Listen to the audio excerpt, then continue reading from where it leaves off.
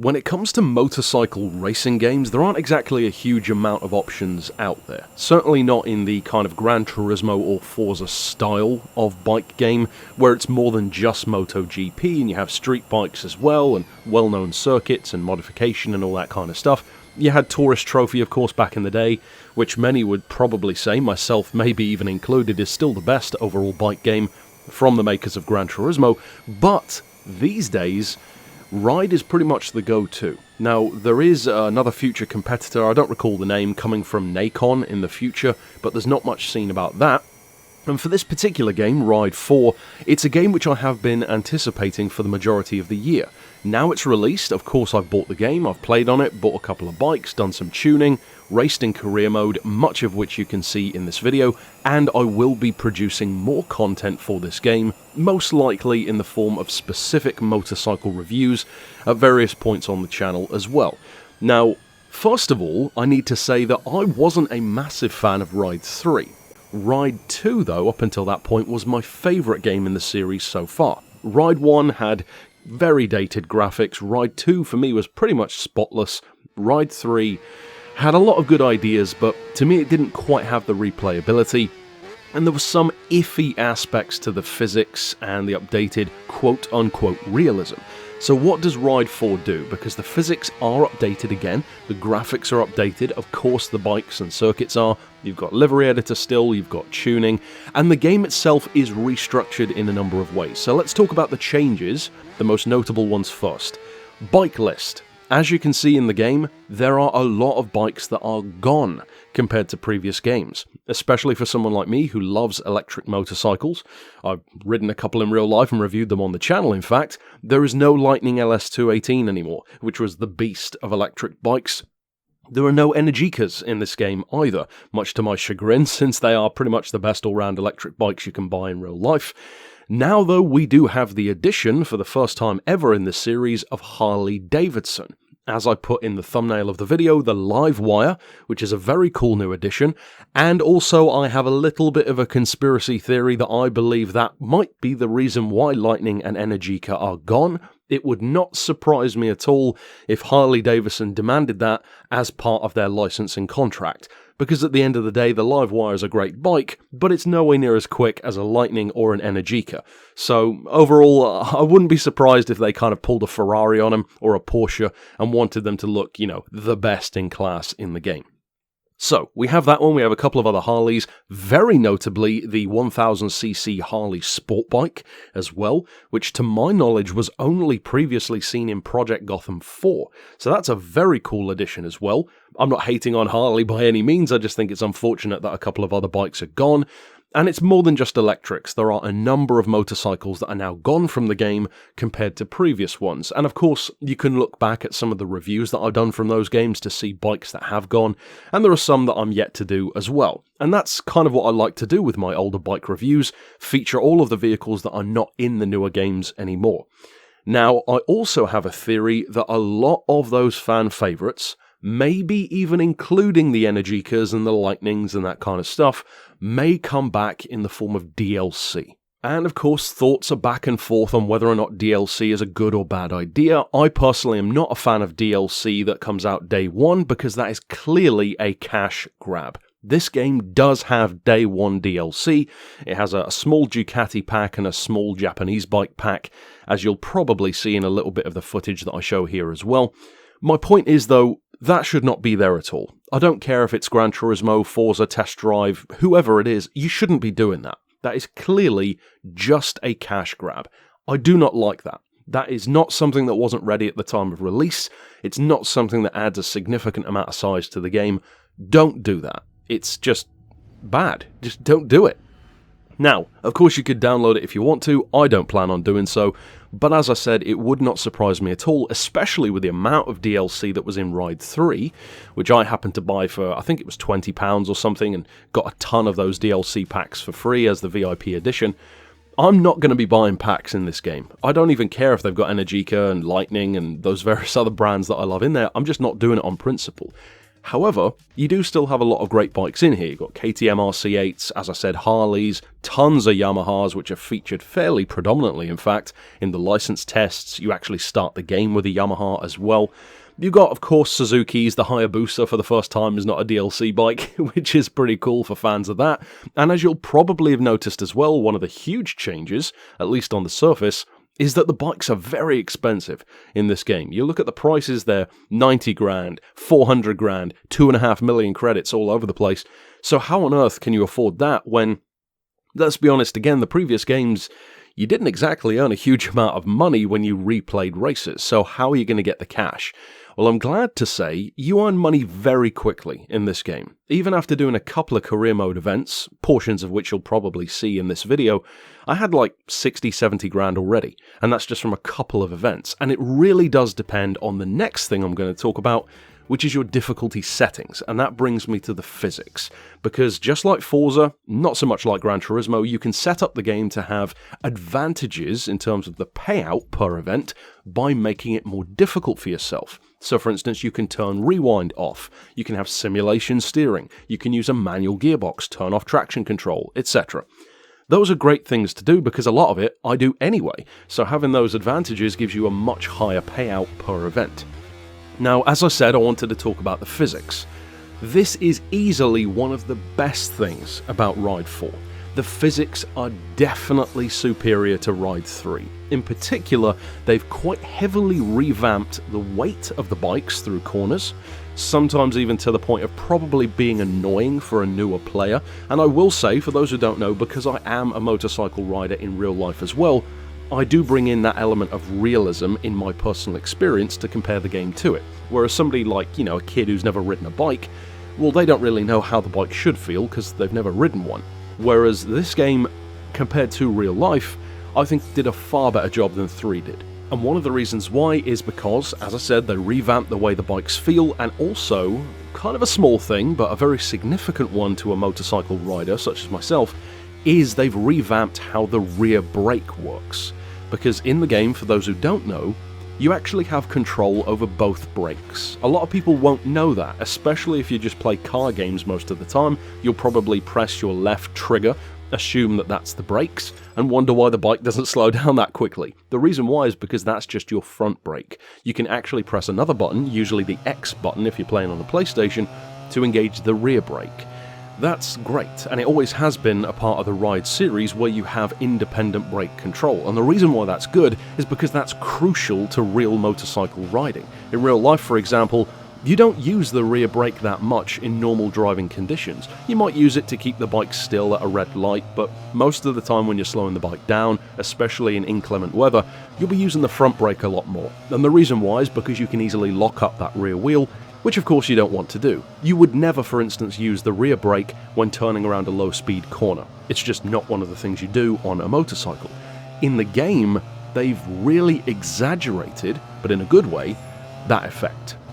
So for example, you can see in some of the corners that I'll use the front brake only, and you can see the bike slows down, but it's still got quite a bit of speed to scrub off. Whereas if I slam on the front and the rear brake, or at least heavily apply it, not quite engaging ABS, or what would be ABS, the rear wheel does have that tendency to lock up, and you can kind of see the back end of the bike stepping out just a little bit.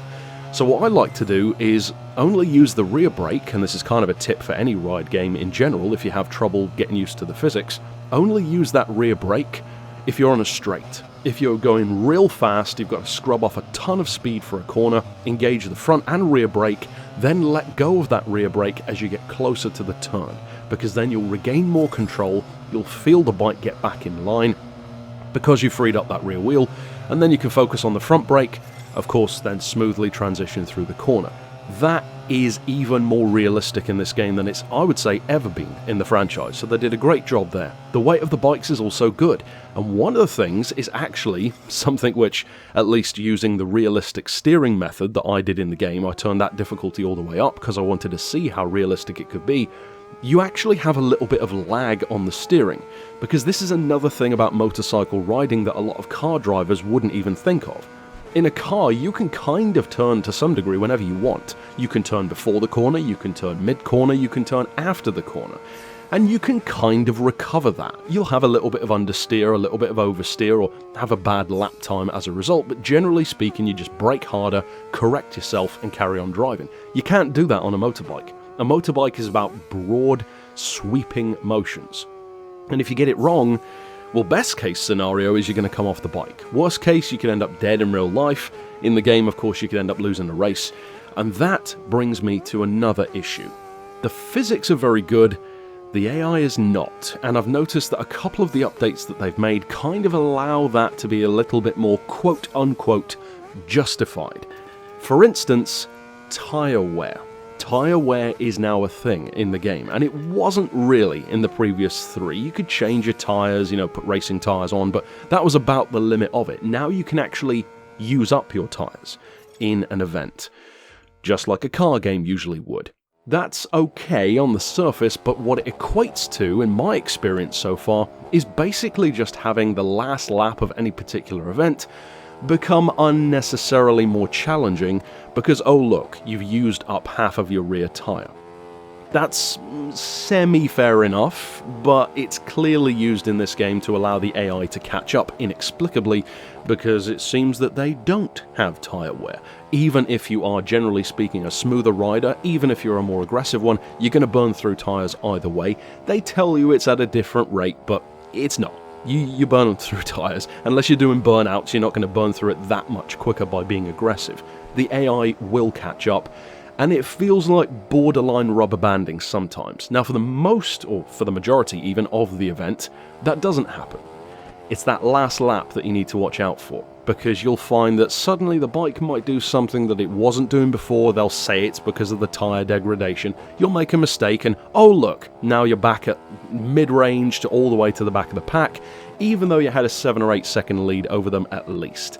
I don't like that kind of thing, because at best it comes off as cheating, and it's under par, let's call it what it is. The physics are great, graphics are great, bike selection is good, track selection. So then, when you've got so many good things about the game, it makes the AI, or lack of good AI, stand out more. That's disappointing to me, and I actually notice it more in this game, to be honest, than the previous ones, because it happens so early on. So I will say that if you are a previous fan of the series, definitely check it out. If you played 3, maybe didn't like it as much as you wanted to, I would strongly recommend trying out 4, because to me it has a lot of what made 3 have good potential, but it actually delivers on it. So for instance, the career mode is structured in, funnily enough, a very similar way to Forza 2 from way back on the Xbox 360, because it has this kind of regional feel to it, whereas Ride 3 had such a complicated and massive career mode with all these different, cards and stickers and bikes that you had to win for doing this event and that event. It's cool to have something to unlock, but it just felt tedious at a certain point. This game is much more simplified. It's very similar, as I said, to a Forza 2, because back in Forza 2, you had to choose what area you wanted to race in. Asia, Europe, or America. Once you chose that, you had to stick with it until you completed it. So it makes the decision have weight, but it also means that you get tracks in that kind of location. You get the kind of bikes associated with that, or in the case of Forza, the cars would be more easily unlocked from that particular country or region of the world.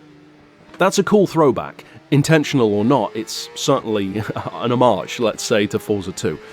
That is a cool idea. It's much more simplified than 3 was, and it makes career mode a little bit more interesting, because if you like American bikes and American tracks, go for that. If you want to race in Japan more, go for the Asian region, or you could do what I did, which is go for Europe, because a lot of my favourite stuff is from there. The Nürburgring, notwithstanding, even other stuff as well. Speaking of the Nürburgring and other tracks, the track selection is good.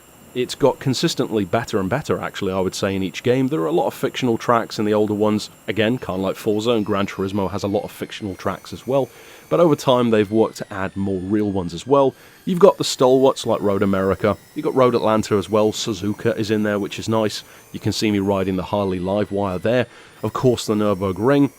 And again, the locations are mapped out in the same way as career mode, so Asia, Europe, America. It's an interesting way of doing things. It makes things much cleaner, much more streamlined, and much easier to navigate than the third game. So even in terms of the aesthetic of the game, I think it's way better than 3 was. 3 was almost too ambitious for its own good in some ways, I think. This one almost reminds me of elements of the first and second game, and I like that quite a bit. It almost feels like Ride 2.2 to me, which is cool, because that means that there's a lot to love. The biggest drawback for me, well, 2 drawbacks really, is primarily the AI, and that's kind of an issue in all of the ride games in different ways. They do have a tendency to rubber band here and there, or cheat, or just plow into you into a corner. But the second thing, more so for me, being as I am a collector and I love seeing tons of cars or tons of bikes in a game, there aren't as many bikes. And I feel like they're holding a lot of that back for DLC. That's disappointing to me. If they do come back as DLC, at least it gives people the option, even though I don't agree with it. If they don't come back at all, then that'll be kind of strange, because there are a lot of fan favourites, the ones I mentioned and others too, that are simply gone from the game. Even ones that have been in the entire franchise so far that just aren't anymore, such as the Lightning. And it stands out a lot, because even if you don't like electric bikes, the Lightning is basically the motorcycle equivalent of a Rimac in the car world. It's just this overwhelmingly fast vehicle that happens to be electric. So to not have something like that in there stands out like a sore thumb. Overall though, my verdict on Ride 4 is it's a good effort from the game. I think it's a good overall representation of what Ride has to offer. I definitely like it more than 3. I think it's probably my second favourite Ride game overall so far, with number 2 coming in first, then number 4, then number 3, and then number 1. So overall, to me, that's a pretty good ranking, especially when I don't have anywhere near the amount of hours put into it as I would with 3 or 2. So if it's already feeling that good, well, that means it has a lot of potential. But tell me down below if you've already played the game, what did you think of it, positive or negative, especially if you can explain why, that's always better. And if you're perhaps curious about playing it, maybe you've watched my other ride content or Tourist Trophy review back in the day, that kind of stuff. Do you plan on getting it? Are you going to get it day 1? Have you already got it? Have you got it on pre-order? Well, it shouldn't be pre-order anymore now that the game's out. Or are you going to wait for it to be a little bit cheaper? Tell me about it down below, and of course, stick around on the channel and check out the playlist of all of my ride game content to see bike reviews and reviews of the games themselves, from the first game all the way up until this one. And if you click the other playlist next to it on the screen, you can see my real-world bike reviews, including stuff like Energicas and Zero motorcycles. But until next time, I'll see you then, and for now, as always, thanks for watching.